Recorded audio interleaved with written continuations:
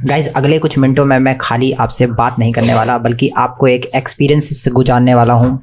वो एक्सपीरियंस ये खाली आपका एक एक्सपीरियंस नहीं होगा, बल्कि एक बदलाव होगा जो आपको अंदर से महसूस होगा, यानी कि आपके अंदर कुछ पूरी तरीके से बदल जाएगा। तो इस वीडियो के एंड तक पहुँचते पहुँचते आपके अंदर कंप्लीट ट्रांसफॉर्मेशन आ चुका होगा।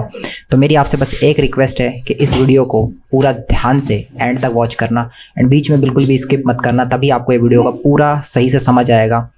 मैं आपको कुछ एक्सपीरियंसेस करने के लिए बोलूँगा, तो वो आपको एक्सपीरियंस करने हैं। एंड अभी आप जो भी कर रहे हैं, इस टाइम पे जो भी कर रहे हैं, सारे डिस्ट्रैक्शन से दूर होकर के अलग बैठ जाओ एंड एक साइड में लेकर के अपना फ़ोन जो भी आपने ले रखा है, ईयरफोन लगाओ और एक साइड में बैठ जाओ और इसको पूरा ध्यान से वॉच करो। एंड देखो कि जो मैं एक्सपीरियंस आपको बताने वाला हूँ, उस एक्सपीरियंस को आपको करना है। नंबर 1, एक एक्सपीरियंस, आप अपनी लाइफ का एक एक्सपीरियंस याद करो। एक टाइम वो याद करो जिस टाइम पे आपने किसी चीज़ को बहुत ज़्यादा आप चाह रहे थे, यानी बहुत ज़्यादा आप उसके बारे में एक्सपेक्ट कर रहे थे, विजुलाइजेशन कर रहे थे, आप टेक्निक्स लगा रहे थे, आपने बहुत डेस्परेटली उस चीज़ को आप पीछा कर रहे थे, आप बहुत उसके पीछे थे, लेकिन फिर भी वो आपको नहीं मिली। ऐसा लाइफ का एक अनुभव आप अपना याद करके देखिए, जब आप किसी जो आपके हार्ट के बहुत ही ज़्यादा करीब थी, वो चीज़ आपकी जॉब हो सकती है, आपके कोई फाइनेंशियल आपके गोल हो सकते हैं, आपका एग्ज़ाम क्रैक करना हो सकता है, रिलेशनशिप का कोई हो सकता है। आप किसी चीज़ को बहुत ज़्यादा डेस्परेटली चाह रहे थे एंड बहुत ज़्यादा कोशिश करने के बाद भी वो चीज़ आपको नहीं मिलती एंड आप परेशान हो जाते हो बहुत ज़्यादा और वो आपके लिए काम नहीं करती। एंड एक एक्सपीरियंस आप ये याद करो वहाँ पे, जिस बार इस टाइम का एक्सपीरियंस ये है कि आपको याद करना है एक ऐसा टाइम जब आपको कोई चीज़ चाहिए थी, लेकिन आपने उसको बस ऐसे ही कह के छोड़ दिया था एंड वो अचानक से आपको मिल गई एंड वो रैंडमली यानी कि मैजिकल तरीके से आप तक पहुंच गई। आप उसके बारे में बहुत ज़्यादा क्यूरियस नहीं थे, आप बहुत ज़्यादा उसके लिए परेशान नहीं थे, बहुत ज़्यादा पीछा नहीं कर रहे थे, बहुत ज़्यादा सोच नहीं रहे थे, लेकिन वो आपको मैजिकल तरीके से वैसे ही रैंडमली मिल गई। सो ये क्यों हो रहा है, ऐसा क्यों होता है? इसके पीछे नेवल गोडार्ड एक बात बोलते हैं, वो उनकी बहुत ही, वो कहते हैं जब आप चीज़ों को अज्यूम करते हैं, व्हेन यू अज्यूम, तो आप उस चीज़ को चेज नहीं करते। तो अजम्पशन एक वो लॉ है यूनिवर्स का जो कि काम कर रहा है एंड बहुत सारे लोगों को इसके बारे में पता होता है और कईयों को तो पता ही नहीं होता। जिनको पता होता है वो भी इसको ठीक से यूज़ नहीं कर पाते, बट ये लॉ कंसिस्टेंट बेसिस पे काम कर रहा है, अपने तरीके से चल रहा है। लॉ ऑफ अजम्पशन क्या है? जब आप ये अज्यूम करते हैं कि ऑलरेडी जो चीज़ आप चाह रहे थे आपके पास वो प्रेजेंट में है, तो क्या आप उसे चेज करोगे? नहीं। क्या आप उसके लिए डेस्परेट होगे? नहीं। क्या आप उसको बहुत ज़्यादा यानी कि उसके बारे में सोचोगे? नहीं। आप डाउट करोगे? नहीं। आप बहुत ज़्यादा क्वेश्चनिंग करोगे? नहीं। या फिर आप बार बार साइन चेक करोगे कि हो क्यों नहीं रहा है, इस तरीके की फीलिंग आप अपने अंदर जनरेट करोगे? नहीं। क्योंकि जब कोई चीज़ आपके पास होती है तो आप पूरी तरीके से सर्टेन होते हैं, कॉन्फिडेंट होते हैं, फ्री होते हैं, माइंड में कोई स्ट्रेस नहीं होता, कोई दुख नहीं होता, दुख वाली फीलिंग, फ्रस्ट्रेशन वाली फीलिंग नहीं होती। लेकिन जब आपको ये पता है कि आपको वो चीज़ जो आप चाह रहे हैं वो आपके पास नहीं है, तो आप अंदर से फ्रस्ट्रेट होते हैं, परेशान होते हैं और उस चीज़ को चेज़ करते हैं, पकड़ने की कोशिश करते हैं, होल्ड कंट्रोल करने की।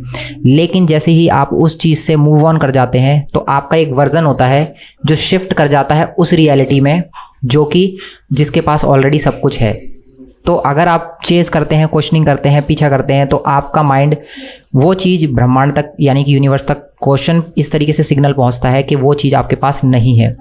तो जब कोई चीज़ नहीं है तो आपकी रियलिटी आपका मिरर है, यानी कि आपको जो दिख रहा है वो आपका मिरर, यानी कि अंदर वही चल रहा है, इसलिए वो बाहर दिख रहा है। जस्ट बिकॉज क्योंकि आप उस चीज़ को लेकर के बहुत ज़्यादा फ्रस्ट्रेटेड हो, परेशान हो। लेकिन जैसे ही आप जब उस चीज़ को छोड़ते हो, उस चीज़ को आप उसके बारे में चेज़ नहीं करते, क्वेश्चन नहीं करते, माइंड में डाउट नहीं रखते, तो आपका जो वर्जन है वो शिफ्ट कर जाता है जिसके पास ऑलरेडी सब कुछ है। यानी कि वो अंदर से इस तरीके का बदलाव होता है कि उसके पास ऑलरेडी सब कुछ है। तो मैं यहाँ पे आपको 3 स्टेप्स बताने वाला हूँ, जिससे कि ये सब तो हमारी प्रॉब्लम्स थी, लेकिन एक 3 स्टेप फॉर्मूला है जिसकी मदद से आप उस वर्जन में शिफ्ट हो जाओगे जो इस तरीके की फीलिंग से बिल्कुल डिटैच हो जाएगा, यानी कि उसके अंदर इस तरीके के नेगेटिव क्वेश्चनिंग, नेगेटिव थिंकिंग, ये सब से वो हट जाएगा। सबसे पहली चीज़ आपको करनी है स्टेप नंबर 1 में, डोंट चेज़, स्टॉप चेजिंग। आप जो भी चीज़ चाहते हैं उसको चेज़ करना बंद करो, क्योंकि जब आप चेज़ करते हो तो आप उस चीज़ को बार बार चेक करते हो, क्वेश्चन करते हो, माइंड में डाउट लाते हो।